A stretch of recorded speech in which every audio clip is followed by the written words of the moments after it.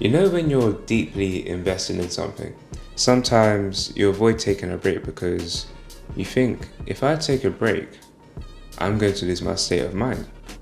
So you keep going. But as ambitious people, we have a tendency to treat rest like an enemy. Many people believe work hard now and rest later. And although this isn't a terrible assumption, the reality is the work never really stops. All you're doing is increasing the intensity you're working at, and that feels pleasurable. Now, don't get me wrong, you can get breakthroughs from this. Of course, you can. If you work very intensely for a short period, you might see some results. But the reality is, you feel frustrated when you realize I've put in all this work and I still have to level up a bit more or go a bit more.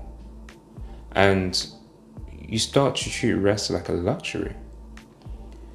And that's because we're harsh on ourselves. We tell ourselves we aren't deserving of rest if we haven't achieved the results we want. But here's where the twist is. Rest is actually a means to return to peak performance. As a high performer, you might hear that and you'd be like, here we go again. Here's another person telling me to take a break, and it's going to sound nice, it's going to make sense, but it will never work. But I'm here to tell you, to achieve our aspirations, we must stop villainizing rest. I pride myself on hard work, and as someone who's been writing for over 2 years, I've undertaken deep self-reflection, meaning I've had to undergo this mindset shift alone. It's not easy, but it's necessary. When everyone's telling you you're doing well, you're doing big things, it's very easy to keep going in the same way. But making that shift is where the difference is made. And our physiology actually supports this. Studies show that elite performers, such as athletes and musicians, practice in 45 to 90-minute cycles. This is called the Ultradian rhythm, which dictates how our energy flows and ebbs throughout the day. After this period, you face mental fatigue if you continue to work. And this shows that recovery isn't optional. It's actually a part of the practice. Alongside this, in the book Deep Work by Cal Newport, he highlights that we can only sustain 3 to 4 hours of deep work per day. 3 to 4 hours. Keep that in mind.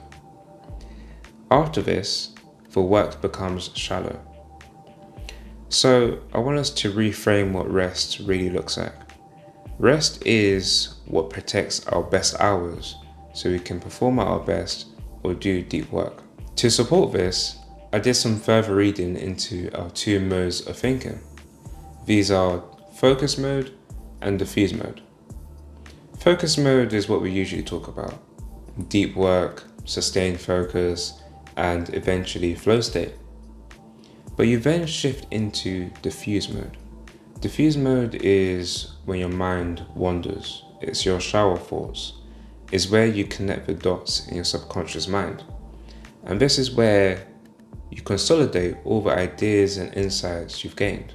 The reason I raise this is because your breaks should allow for diffuse thinking. You shouldn't block this out. It's really, really important, especially when you're tackling large or challenging tasks. But you know what our problem is? It really is that damn phone. We always grab that phone when there's a moment of suspense or a break. And this looks like taking our phone out at a traffic light, taking our phone out when waiting for a coffee machine, taking our phone out even in a conversation when there's a bit of silence. Now obviously there's certain situations that it's justified, but the point here is you're blocking the diffuse thinking by doing this. You're harming your ability to not only focus, but also problem solve. I think that's key after talking about deep work, because rest often looks like doing nothing. But in a world where things are always coming at you fast and you have this magic device in your pocket at all times, it's normalized to feel overstimulated. It feels uncomfortable to not be overstimulated, which is crazy when you think about it. But I think if we acknowledge this, I believe we can become a lot more calmer, aligned, and more productive in our personal and work lives. Off the back of this, I want to talk to you about my current work rhythm and what's been working for me lately. So I would have a 3-hour work block at the start of the day for deep work, then a 1 to 2 hour break, another 90-minute block, an extended break, and then a final deep work block. The reason I share this is because it's very easy to play a game of hustling is bad, you should rest, or rest is bad, hustling is the way to go. But I want to make this personal and talk about what's been working for me. I've noticed that through doing this type of system, I have much less fatigue. My energy is way more consistent. And I think that's because I can be present when I'm working and present when I'm resting. It's really draining when you're trying to think about multiple things at the same time. And the more you can reduce that, the better the experience will be. Not only this, it's allowed me to complete work much quicker. You would think if you're doing less time on a piece of work, that means less output, but that's not necessarily the case. If you could focus 100% for 3 hours straight, and that works for you, you would realize that, for me at least, my day is basically complete halfway through the day. I don't need to stress if I'm not able to do an evening session. So the key insight here is that by improving my ability to detach from work, I'm better able to focus and lock in when it really matters. You see, when you respect rest, breaks stop feeling like anxious wait periods, and that neatly ties with our ability to remain present. Being present is really important because this is where flow happens, flow state. You need a sufficient challenge, not too difficult, but enough to push you. You need a clear target or goal, and you need deep engagement. That is the final bit of the equation.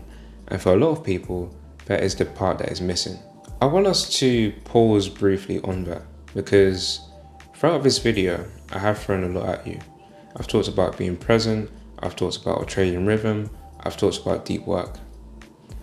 But if there's something that I've learned so far, it's that rest is the strength and conditioning for deep work.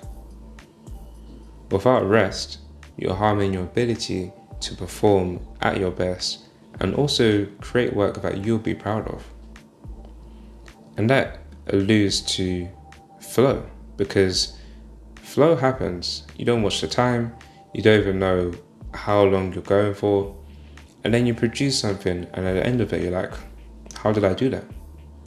It's the same thing with diffuse thinking.